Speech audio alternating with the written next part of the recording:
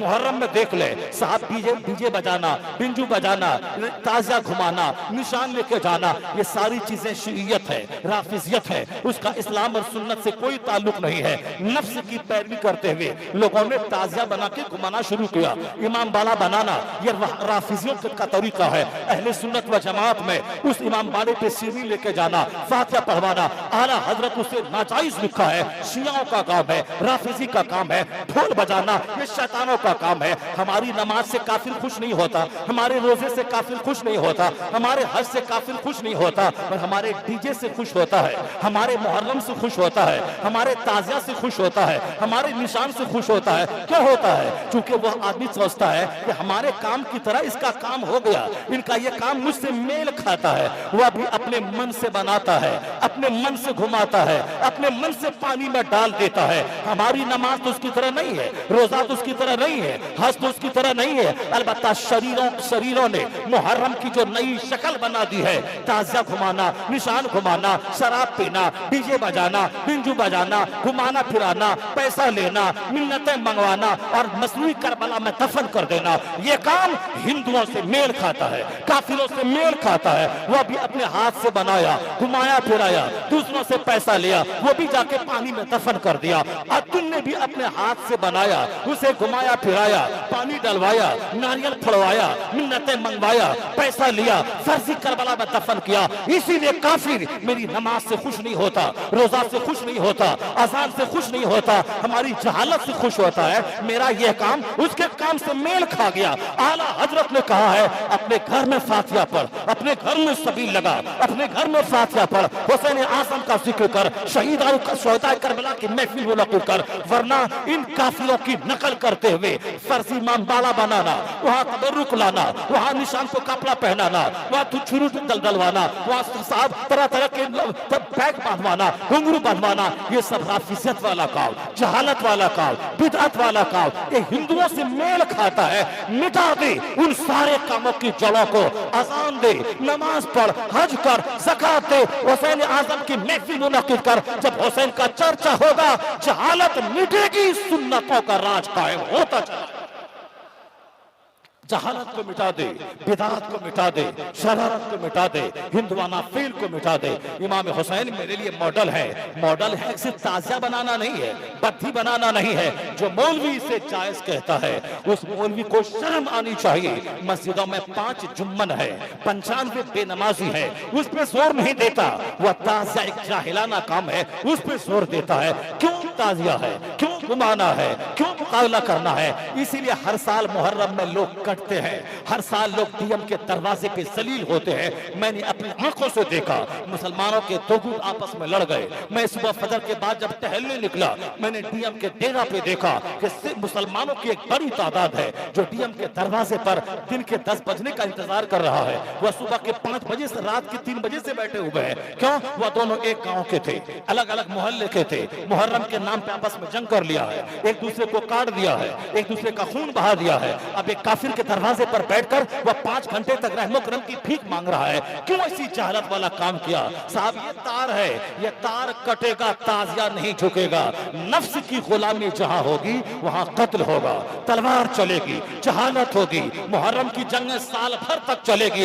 इसलिए हुसैन आजम की कब्र से आवाज आती है, हुसैन आजम की कुर्बानी को पढ़। उन्होंने क्या कहा था? यजीद बोला था, मैं जो चाहूंगा सो होगा, मेरा चलेगा, मेरा चलेगा, मैं जो चाहूंगा वह होगा। अगर हुसैन मेरी बात नहीं माने तो उनको कत्ल कर दिया जाएगा। हुसैन आजम ने क्या कहा था? नहीं चलेगा तेरा, नहीं चलने दूंगा तेरा।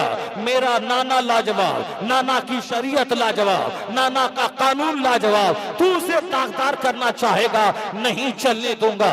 तेरे हाथ में तलवार है, चला देना, तेरे हाथ में फौज है, चला देना, तेरे हाथ में सल्तनत है, गलत इस्तेमाल करना। मेरे पास सीना है, मेरे पास दिल है, मेरे पास ज़मीर है, मेरे पास ईमान है, मेरे पास सदाकत है, मेरे पास नजरिया हक है। मैं इसे पामाल होने नहीं दूंगा।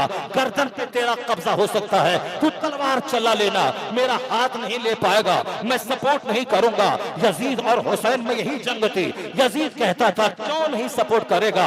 जब बेटा मरेगा, जब औरतें तेरी भूख से बिलखेंगी तो तू झुक ही जाएगा। जाएगा, जब तेरा दूध पीता मरने के करीब पहुंचेगा, तुझे तो झुकना पड़ेगा। क्यों नहीं झुकेगा?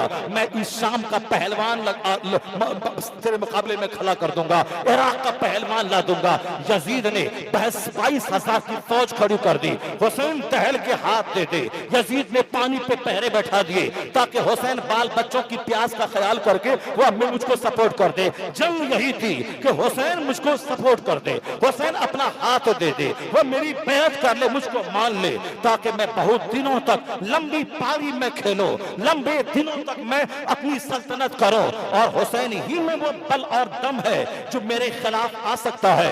50 लाख 1000 लोग उनके खेमे में जा सकते हैं। वो जब आवाज देंगे मेरे मुकाबले में तो लोग उनके पास खड़ा हो सकते हैं, फिर मेरे लिए मुश्किल खड़ी हो सकती है। इसलिए या तो हुसैन को सामने से साफ कर दे या फिर हुसैन मेरी बैत को कबूल कर ले। वरना ये अगर जिंदा रहा और फिर ये अगर आजाद रहा, मुझको सपोर्ट नहीं किया, तो फिर फौज उनके पास हो जाएगी, ताकत उनके पास रहेगी।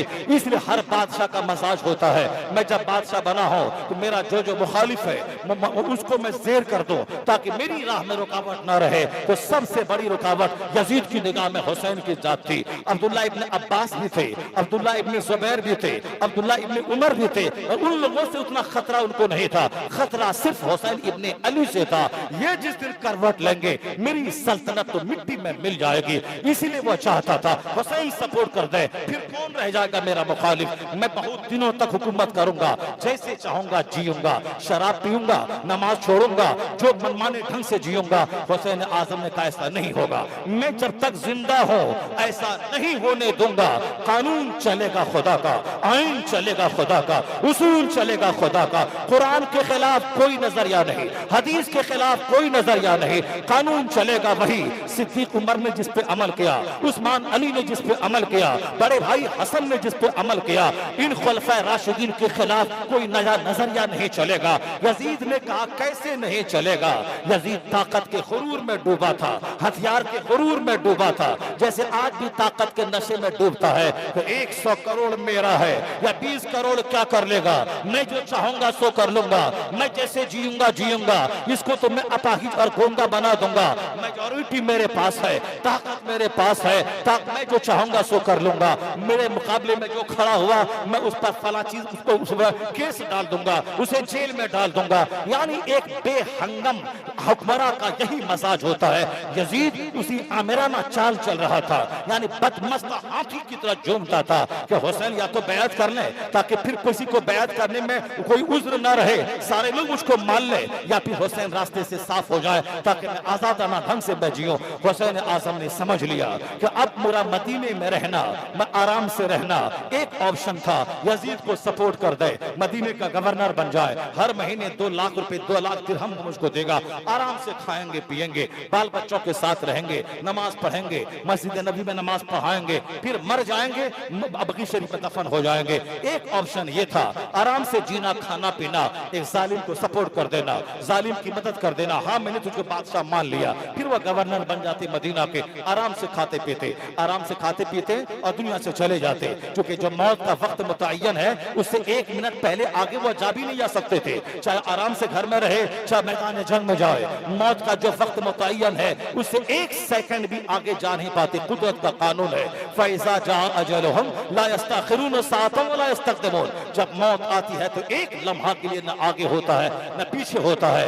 एक ऑप्शन था आराम से मदीने में रहना, और दूसरा ऑप्शन था यजीद की बैअत का इनकार कर जाना। इनकार कर जाने का मतलब मदीना में रहना अब मुश्किल हो जाएगा, बाल बच्चों के साथ रहना मुश्किल हो जाएगा, चैन से जीना मुश्किल हो जाएगा, वतन से बेवतन होना पड़ेगा, मौत की राहों पे चलना होगा, भूख और प्यास की राहों पे चलना होगा, बाल बच्चों को कटवाना होगा, अपनी बीवियों को बेआबो गया फाकी में उसे इसी तरह वीरान छोड़ना पड़ेगा, अपने खेमे में आग लगवाना होगा, अपनी लाश को घोड़े की टापों से रंधवाना होगा।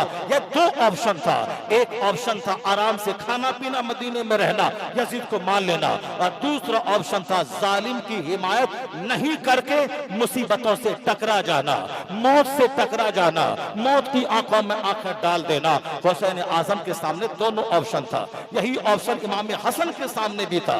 इमाम हसन जब खलीफा बने थे 40,000 फौजी उनके अरब उनके साथ थे। उन्होंने अमीर मुआविया यजीद के बाप को खिलाफत दे दी 3 शर्तों के साथ। लोग कहने लगे ये आरुल मुस्लिमीन है, ये हसन डर गए। हसन अमीर मुआविया के सामने घुटने क्यों टेक दिया, जबकि 40,000 अरब अपनी गर्दन कटाने को तैयार है, मगर ये अमीर मुआविया को खिलाफत क्यों दे दी।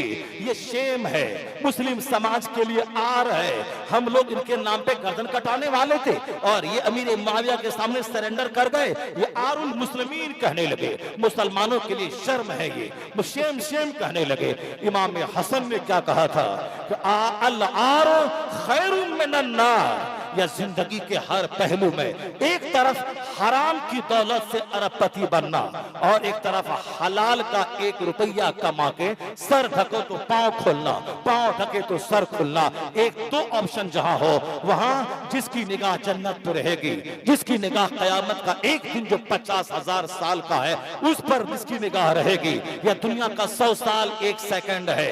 यहाँ की इज्जत भी कोई इज्जत है, यहाँ की सल्तनत भी कोई सल्तनत है। 100 साल 1 सेकंड और मरने के बाद का एक दिन 50,000 साल का होगा। जिसकी नजर आखिरत पे, इसलिए कुरान करीम की सारी सूरतों में आखिरत का चर्चा, जन्नत का चर्चा, पुलसरात का चर्चा, जन्नत जहन्नम का चर्चा से पूरा कुरान भरा है। क्योंकि हम कुरान नहीं पढ़ते, इसीलिए मेरे नजदीक बच्चा बहुत बड़ी चीज है, नौकरी बहुत बड़ी चीज है, दुनिया बड़ी चीज है, यहाँ का खाना पीना बड़ी चीज है, यहाँ का मकान बहुत बड़ी चीज है, यहाँ की नौकरी बहुत बड़ी चीज है। कौन जन्नत को देखा है, कौन कब्र को देखा है। मरने के बाद कब्र में 5 करोड़ साल रहना पड़ेगा। 5 करोड़ साल क़यामत कायम नहीं होगी, वही रहना पड़ेगा। 5 दिन के बाद क़यामत कायम हो जाए या 5 करोड़ साल के बाद हो, कोई नहीं जानता।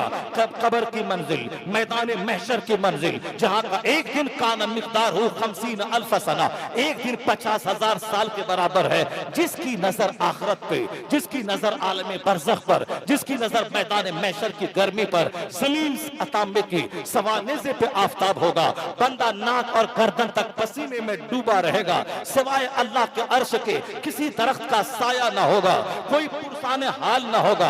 आधा दिन 25,000 साल तक बंदे के दिमाग में बात तक नहीं आएगी। इस मुसीबत से निकलने के लिए कोई सिफारिश तलाश करना चाहिए, अल्लाह दिमाग से बात निकाल देगा। जब आधा दिन गुजरेगा 25,000 साल, तब दिमाग में बात आएगी। इस संकट से निकलने के लिए किसी सिफारिश को तलाश करना चाहिए, तब वह लोग आदम अलैहिस्सलाम के पास दौड़ के आएंगे। इस मुसीबत से निकालने के लिए आप रब की बारगाह में सिफारिश कीजिए, यानी वहां से दूसरा मरहला शुरू होगा। 25,000 साल असल इज्जत आखिरत की, असल राहत आखिरत की। ये दुनिया का 100 साल 1 सेकंड है। इसलिए मुस्तफा के घर वालों ने हमेशा इस दुनिया को पांव के नीचे रौंदा, यहाँ के आराम को रौंदा, यहाँ तक कि 3 रोजा की मिन्नत मानी है फातिमा ज़हरा ने। हर दिन जो की रोटी यहूदी के यहाँ से लाके पीस करके रोटी तैयार की गई, और तीनों दिन यतीम और कैदी और मिस्कीन आया है, भूखा रह के रोजा है, और रोटी मिस्कीन को दे दी गई, रोटी कैदी को दे दी गई, रोटी यतीम को दे दी गई। उसके घर में 4 दिन का फाका है, 2 महीने का फाका है, और गरीबों के लंगर बट रहा है। सैयदा आयशा है 1 लाख दिरहम चांदी का सिक्का गरीबों में बांटती है, और शाम के वक्त में घर में खाने के लिए, इफ्तार के लिए कुछ नहीं बच रहा है। यह है नबी का घर वाला।